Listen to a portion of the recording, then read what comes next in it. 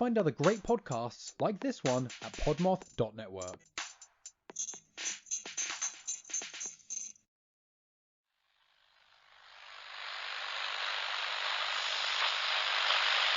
Dans notre au quotidien, ces châtaignes ou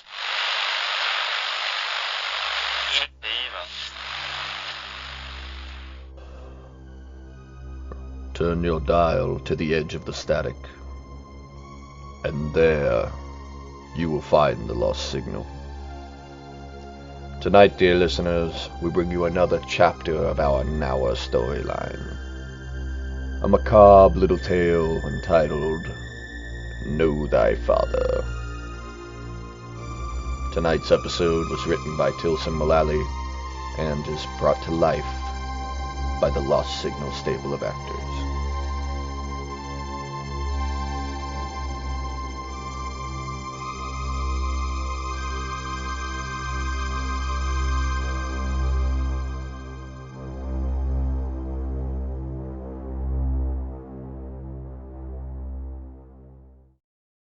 Hey, podcast lovers. My name is Haley, and I run the Doe Identify podcast. I have been passionate about helping the unidentified get their names back ever since I found out I lived within miles of where Sherry Ann Jarvis, formerly known as the Walker County Jane Doe, was found. In my podcast, I tell the stories and provide information about unidentified people in hopes of reaching their loved ones and getting their names back. So come join me and help me advocate for these people. You never know, you could recognize someone's story.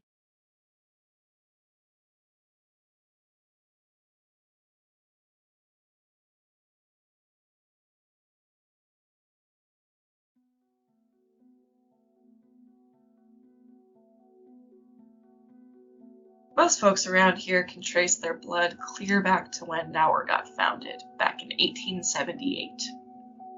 They found silver in the hills way back when, and the town went up fast and boomed even faster. Wyatt Earp came through once. But when the mine ran out, so did damn near the whole population. Few of us stayed around, though. Made it what it is today. There's something to be said for a place like this, where everyone knows your name.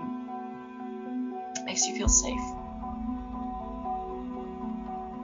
Thing is, though, if you peel back the surface, small town's got a history as ugly as any. And because it happens less, it's gotta be twice as bad.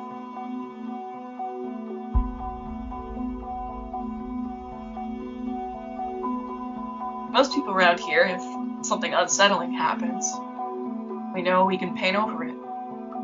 Put it under a layer of something new. Forget. Sometimes, though. Sometimes people won't forget. They don't move on. When they don't, you get a haunted house at the end of a cul-de-sac.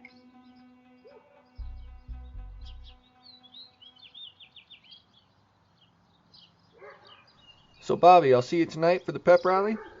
Yeah, Ricky, now get out of here, would ya? I gotta beg my dad for the car keys if you want to ride tonight. Alright, just don't screw it up. Kristen isn't gonna roll with some bop with no wheels. Would you just get killed? Later.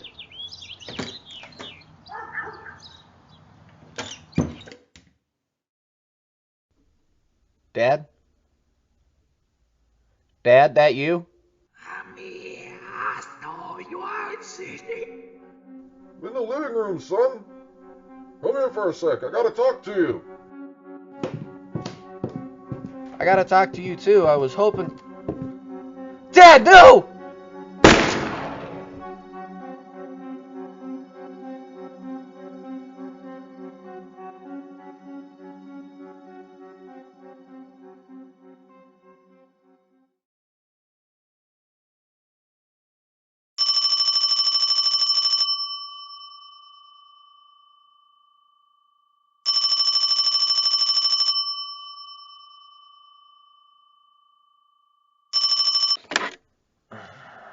Jensen residence. Jeff? It's Cal. Have you been outside? What? No, I just woke up from a nap. What? Just look over at the Dubois house. What the hell? Is the whole police station here? What the hell happened? Lynn Dubois killed his whole family this afternoon.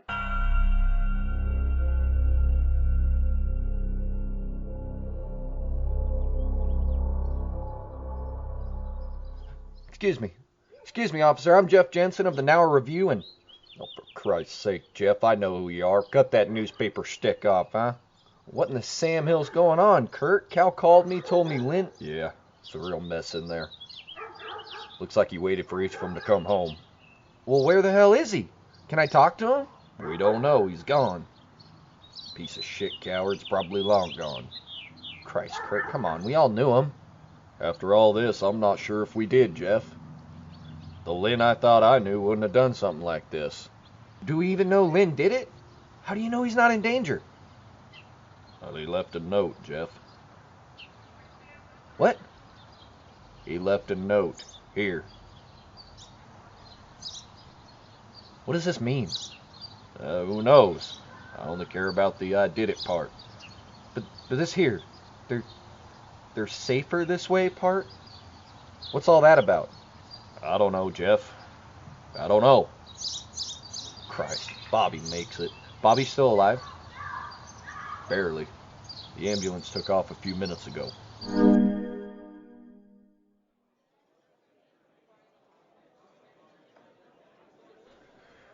Thanks for meeting me for lunch, Rita.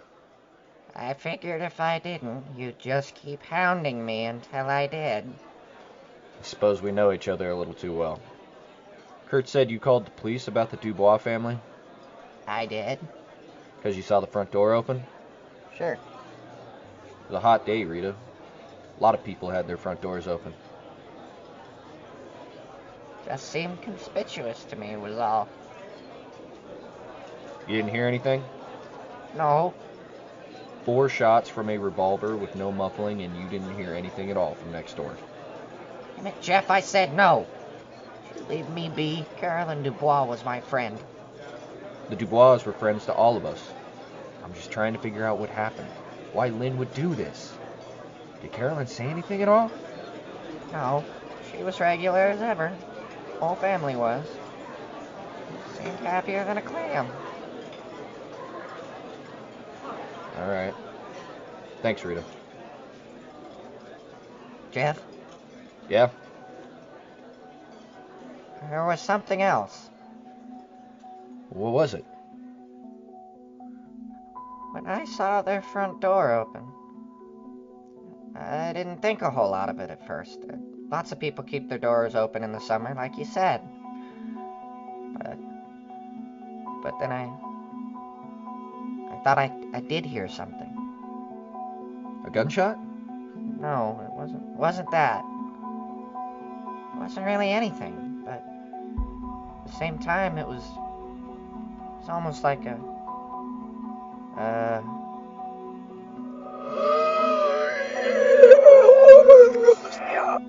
it's almost like a whisper. And I knew something was wrong. A whisper? A whisper, a feeling, something. Like it felt bad, Jeff, real bad. Like something rotten snuck into town. Or maybe it had always been here.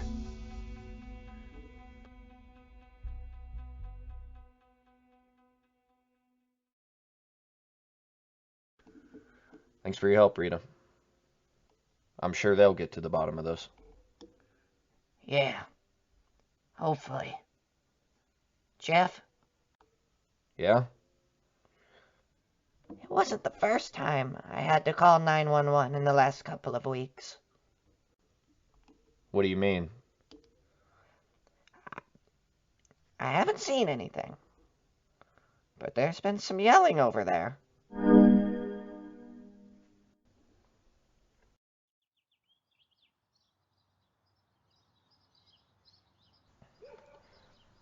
Well, geez, Jeff, I don't know. Come on, Cal, think. How long have you known Lynn? Feels like my whole life, really. Yeah, but it wasn't, because he didn't go to high school with us, remember? So when did he become our friend? Must have been when his family moved to the neighborhood then. About 10 years ago, right? Right. So, what do you know about Lynn prior to that? What? I mean what I say. What do you know about Lynn Dubois and his family from before they moved here to Nower?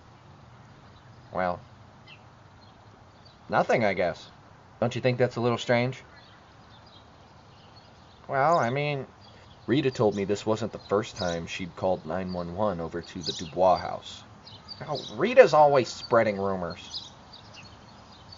You know, something Kurt said this morning has been sticking in my craw all day.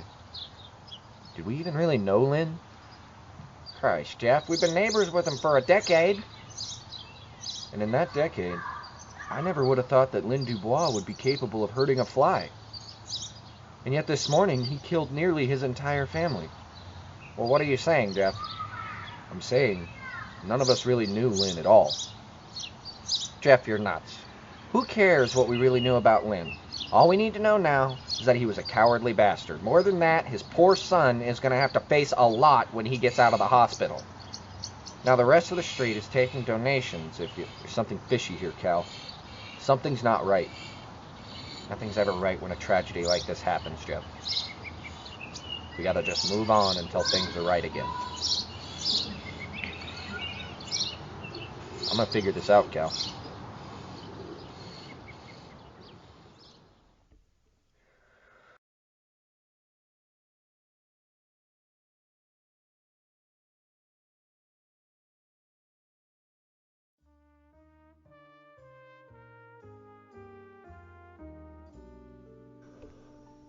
Welcome, dear listeners, to the Pulp Radio Record, the Pulp Radio History Show within the show.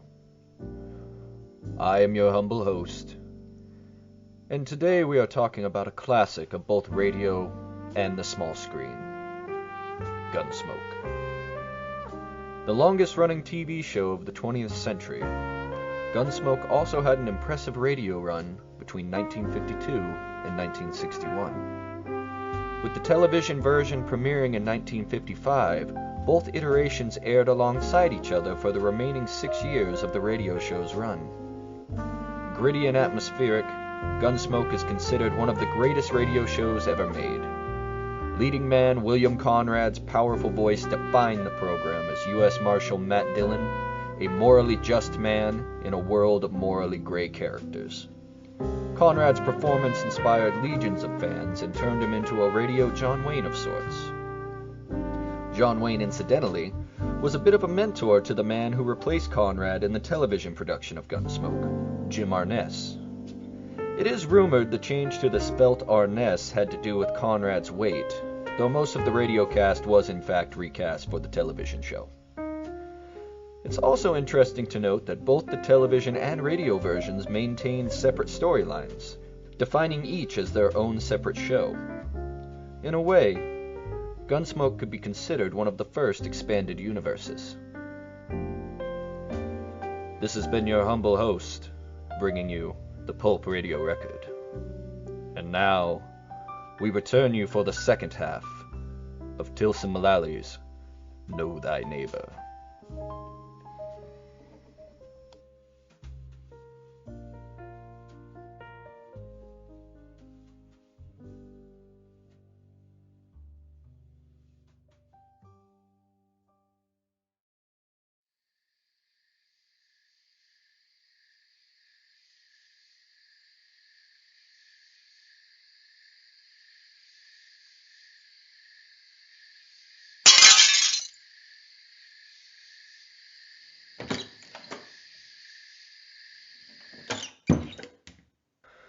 All right, Lynn. Let's learn something about you, old friend. There's the study. Might as well try the desk first. Bottle of whiskey. Nearly empty. Lynn's not a drinker. At least I never thought he was. What else? What's this?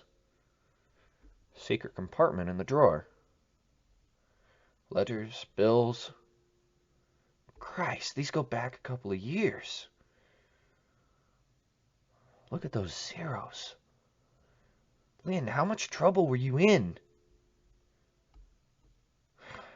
God, Lynn, there were other ways.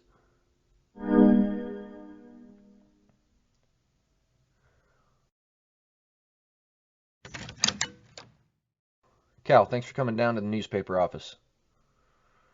This better be good, Jeff. It's late. Look at these. What's all this? Lynn's reason for what he did? Bills, mortgage notices? No, this can't be right. What do you mean, Cal? These loans and bills go back to '68. Lynn would have had to declare bankruptcy. This would break any man. Jeff, listen, this can't be it. Well, why the hell not, Cal? Because, Jeff, Lynn came to me about this a month ago, okay? He was hurting real bad. He needed to vent, and I felt so bad. I got more money than I let people know that I have.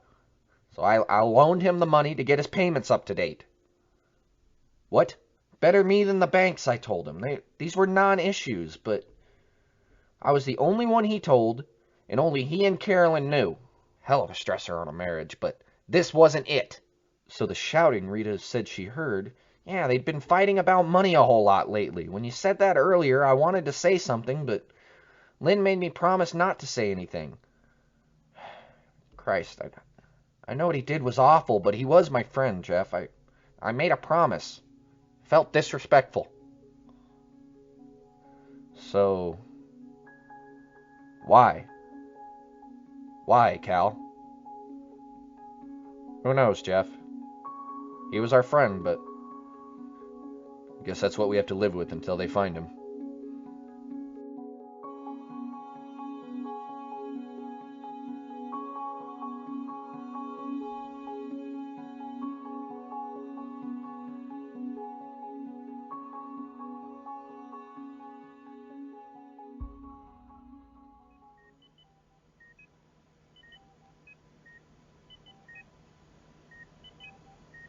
He's awake now, officer. Thank you, Doctor. Is he all right to ask questions? He's weak. Only a few for right now, please. I understand. All right, this way. Hey there, Bobby. It's me, Officer Kurt. I know you've had a rough couple of days, bud, but I need to ask you a few questions. All right. All right, Bobby, good. You know why your dad would do something like this?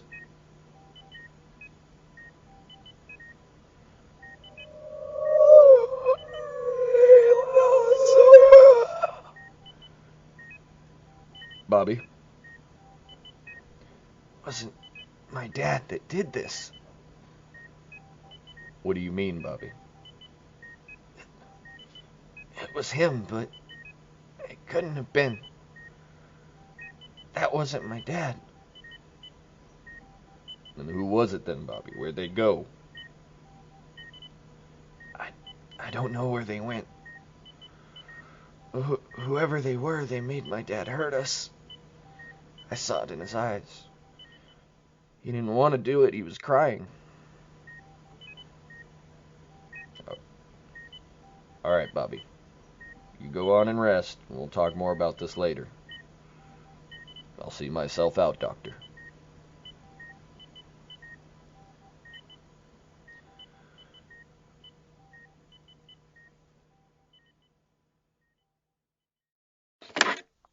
Get me Gillespie. Tallulah's visiting the station? Okay. Make sure you let him know the kids shouldn't hear this. Yeah, Sheriff, it's me. Listen, the Dubois kid woke up. No, he's not making a whole lot of sense. Says it wasn't his dad. No, it was his dad, but someone made him do it. No, there wasn't no one else.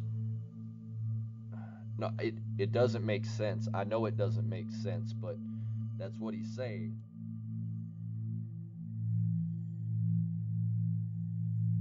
Yeah.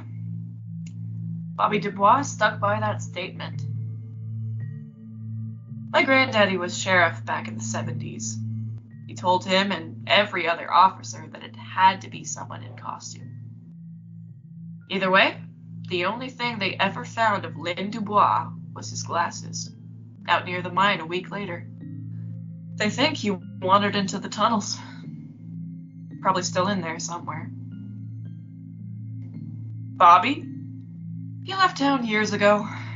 Jeff Jensen did too.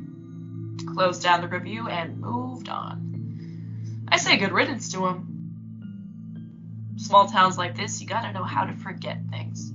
Gloss over it and pretend it's all normal. Sounds crazy, but it works. But like I said, those of us that stayed around here made Nour what it is today. It's a tradition. Come on, let's go. I'm going to introduce you to one of our oldest residents.